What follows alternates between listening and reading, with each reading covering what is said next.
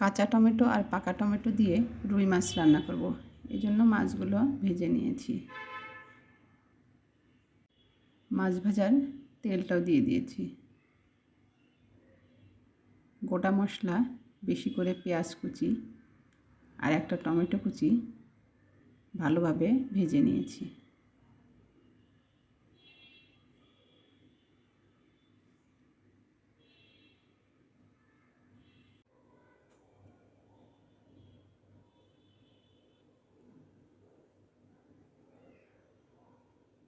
এ পর্যায়ে গুঁড়া মশলা আর বাটা মশলা দিয়ে দিয়েছি কেটে রাখা একটা কাঁচা টমেটো। ভালোভাবে কষিয়ে ঝোলের পানি দিয়ে ঢেকে রান্না করেছি। ঢাকনা খুলে ভাজা মাছগুলো দিয়ে দিয়েছি। কয়েক টুকরো পাকা টমেটো দিয়েছি পরিমাণ মতো লবণ, গরম মশলা গুঁড়া, 3টে কাঁচামরিচ, ধনেপাতা কুচি। হয়ে গেল আমার প্রথম রান্নাটা। এ পর্যায়ে আমি দ্বিতীয় রান্নাতে চলে যাব। নতুন আলু দিয়ে মুরগির মাংসের পাতলা ঝোল করব। এজন্য হলুদ আর লবণ দিয়ে আলুগুলো ভেজে নিয়েছি।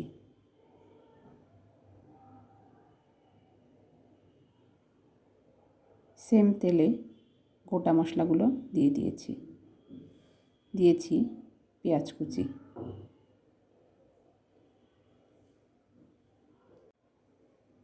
এ পর্যায়ে বাটা মশলাগুলো দিয়েছি, ভালোভাবে কষিয়ে দিয়েছি একটা টমেটো কুচি।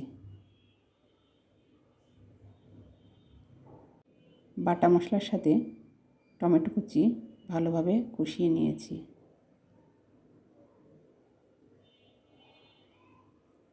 এ পর্যায়ে মাংসগুলো দিয়েছি।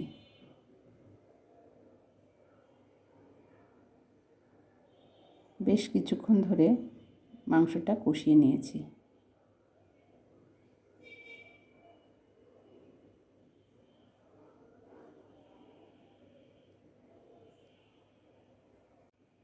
ভেজে রাখা আলুগুলো দিয়ে দিয়েছি।